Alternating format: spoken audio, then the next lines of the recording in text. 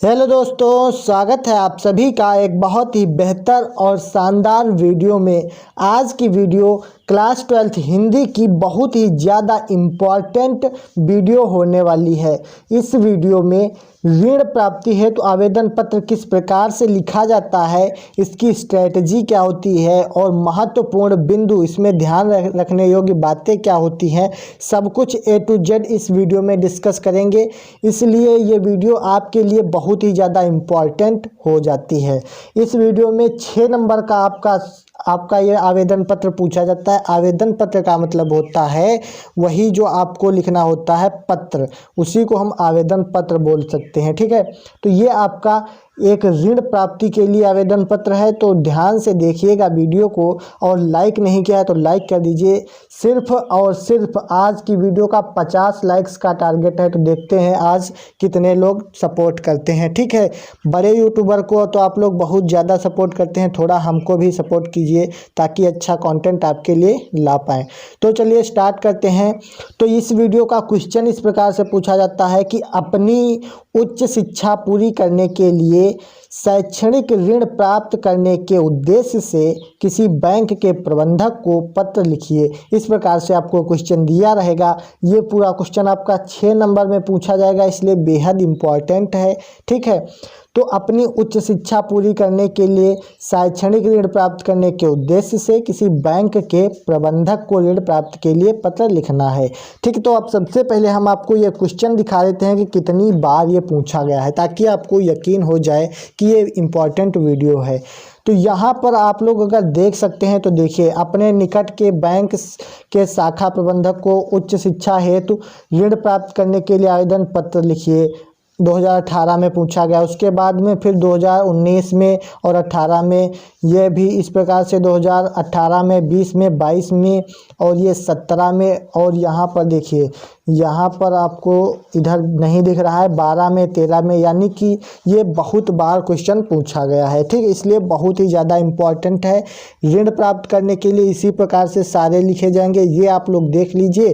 फिर आपको बैंक से ऋण लेना हो या फिर किसी व्यक्ति से लेना हो, आपको इसी प्रकार से लिखना है। तो चलिए देखते हैं पत्र की शुरुआत हम किस प्रकार से करेंगे। तो सबसे पहले हमको ये बातें ध्यान रखनी है कि सबसे पहले एक कोने से स्टार्ट करना है। इसमें महत्वपूर्ण ध्यान रखने योग्य बातें अभी लास्ट में बताऊंगा, ताकि आप लोग वीडियो से भागे ना। तो वीडियो को लास्ट तक जरूर देखना। ठीक है, तो आगे महत्वपूर्ण बिंदु क्या है वो आपको आखिरी में पता चलेगा। तो सबसे पहले इस कोने से स्टार्ट करना है। हम शुरुआत में लिखेंगे सेवा में, उसके बाद में हमको बैंक के लिए लिखना है तो हम शाखा प्रबंधक महोदय लिखेंगे। ठीक है, फिर छोटा सा कामा लगाएंगे और फिर किस बैंक के लिए लिख रहे हैं तो हमने लिखा है भारतीय स्टेट बैंक, सुभाष बाजार, मेरठ। तो हमको यहाँ पर इतना लिखना होता है। सबसे पहले हम लिखते हैं सेवा में, उसके बाद में किसे लिख रहे हैं, जिस व्यक्ति को लिख रहे हैं यानी शाखा प्रबंधक को लिख रहे हैं, तो हमने लिखा शाखा प्रबंधक महोदय। फिर कामा लगाकर हम उसका पता लिख देंगे, भारतीय स्टेट बैंक, सुभाष नगर या सुभाष बाजार, मेरठ। ठीक है, इतना होने के बाद में अब यहाँ से हम अपनी दिनांक डालते हैं, जिस दिनांक को हम ये लिख रहे होते हैं। तो यहाँ पर हमने 29/8/2000 करके डाल दिया है। आपका जो भी सन या ईयर है वो आप लोग यहाँ पर डाल सकते हैं। ठीक, तो दिनांक हो गया। उसके बाद में हमको मेन चीज़ यहाँ पर विषय ध्यान रखना होता है, किस विषय पर आप ये पत्र लिख रहे हैं वो आपको डालना होता है। तो यहाँ पर हमने लिखा विषय। ठीक है, विषय के आगे हम लिख देंगे शिक्षा ऋण प्राप्ति के संबंध में। ठीक है, और यहाँ पर पूर्ण विराम लगा देंगे। तो विषय हो गया शिक्षा के लिए ऋण प्राप्ति के संबंध में ये आवेदन पत्र है। जब कोई देखेगा तो उसे यहीं से पता चल जाएगा। ठीक है, तो अब चलिए देखते हैं इसमें क्या लिखना होता है। तो सबसे पहले हम यहाँ पर डालते हैं महोदय। ठीक, जब महोदय लिख देते हैं तो उसके बाद में एक छोटा सा कॉमा लगाते हैं। फिर यहीं से लिखना नहीं प्रारंभ करना है, फिर स्टार्टिंग से लिखना है। फिर यहाँ से हम लिखना शुरू करेंगे इस साइड से। ठीक है, तो क्या लिखेंगे, इसमें लिखेंगे कि सविनय सूचित करना चाहता हूँ या सविनय निवेदन है कि, इस प्रकार से आप जो भी आपको अच्छा लगे वो आप लिख सकते हैं। तो हमने लिखा है कि सविनय सूचित करना चाहता हूं कि मैंने इस वर्ष 12वीं की परीक्षा उत्तीर्ण कर ली है। क्योंकि अब आपने 12वीं की परीक्षा उत्तीर्ण कर ली है तभी तो आपको ऋण चाहिए शिक्षा प्राप्त करने के लिए, तो आपको ये लिखना पड़ता है शुरुआत में। तो हम लिखेंगे कि सविनय सूचित करना चाहता हूँ या सविनय निवेदन है कि मैंने इस वर्ष 12वीं की परीक्षा उत्तीर्ण कर ली है और मेरा चयन राष्ट्रीय राजधानी क्षेत्र नोएडा में स्थित निजी इंजीनियरिंग संस्थान अमेठी में हो गया है। अब यहाँ पर ध्यान से समझिए, कहने का तात्पर्य है कि मैंने 12वीं की परीक्षा उत्तीर्ण कर ली है और मेरा चयन राष्ट्रीय राजधानी क्षेत्र नोएडा में स्थित निजी इंजीनियरिंग संस्थान अमेठी में हो गया है। यहाँ पर आपको अपना कॉलेज लिखना है, यानी किस कॉलेज में आपका चयन हुआ है जहाँ आप पढ़ना चाहते हैं, क्योंकि ये शिक्षा के लिए है इसीलिए आप कहीं ना कहीं तो पढ़ेंगे, तो वो उस कॉलेज का पता आपको डालना है। ये मैंने डाल दिया है, आप अपने हिसाब से कुछ भी डाल सकते हैं। ठीक, तो मेरा चयन राष्ट्रीय राजधानी क्षेत्र नोएडा में स्थित निजी इंजीनियरिंग संस्थान अमेठी में हो गया है। ठीक, इतना समझ में आ गया होगा। फिर आगे इसमें लिखेंगे किंतु मेरी आर्थिक स्थिति इस महंगे संस्थान में अध्ययन करने योग्य नहीं है।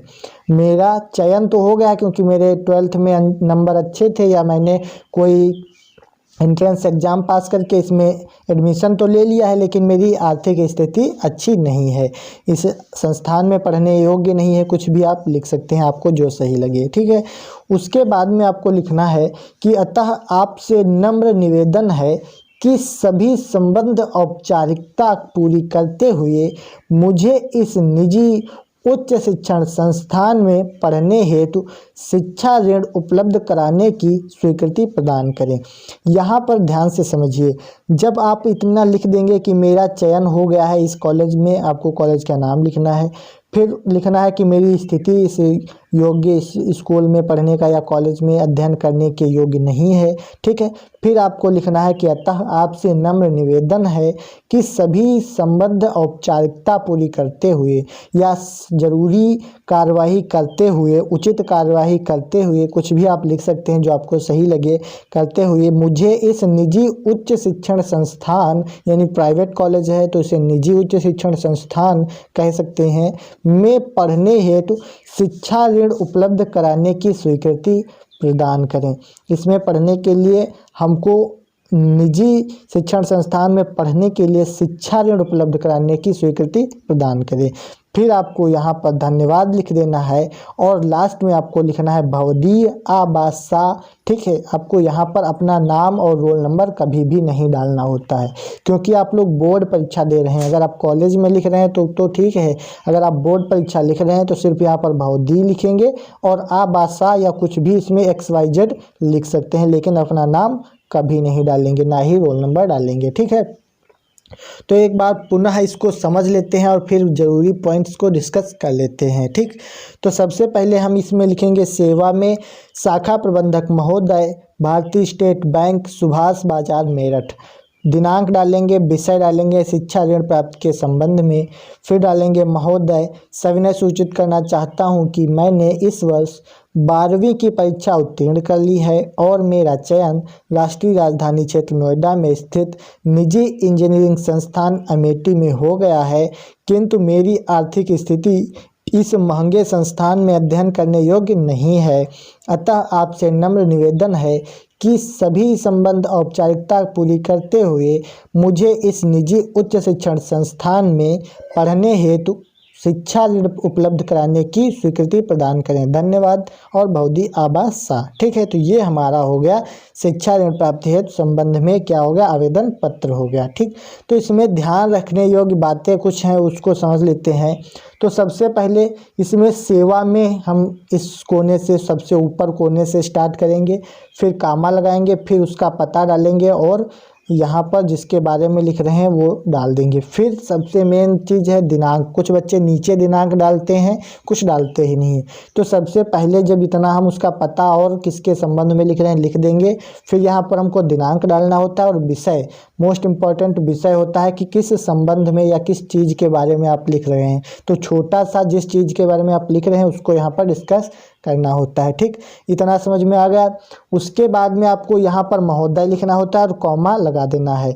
कुछ बच्चे यहाँ से कॉमा के बाद तुरंत स्टार्ट कर देते हैं आगे लिखना, लेकिन आपको ऐसा नहीं करना है। जिस लाइन में महोदय लिखेंगे उस लाइन को छोड़ देना है। उसके बाद फिर स्टार्टिंग से जिस सामने महोदय लिखा है वहीं से नीचे उसके एक लाइन नीचे से आपको लिखना शुरू करना है। ठीक, इस प्रकार से आपको पूरा लाइन बाय लाइन पूरा जितना भी आपकी कहानी है सब कुछ लिख देना है। अंत में जब आप इतना सब लिख होते हैं तो यहाँ पर आपको जहाँ पर आपकी कहानी समाप्त होती है वहाँ पर पूर्ण विराम लगाना है और फिर स्टार्टिंग में जहाँ से हमने शुरू किया था वहीं पर धन्यवाद लिखना होता है। ठीक, तो यहाँ पर हम धन्यवाद लिख देंगे और इसी के सीधे बिल्कुल सीध में भौदी आवाज़ सा डाल देंगे। ठीक है, तो सब कुछ इसी साइड से करना है, इसी साइड में पूरा आपको मैटर लिखना होता है। ठीक, तो उम्मीद करते हैं ये आपको वीडियो बहुत ही अच्छी लगी होगी। अगर वीडियो ज़रा सा भी हेल्पफुल लगी है तो वीडियो को लाइक करिए। सिर्फ 50 लाइक्स का टारगेट है, तो देखते हैं आज कितने लोग सपोर्ट करते हैं। तो आगे मिलते हैं नेक्स्ट वीडियो में। किस टॉपिक पर वीडियो चाहिए नीचे कमेंट कर सकते हैं। तब तक के लिए धन्यवाद। मिलते हैं एक और वीडियो में। जय हिंद।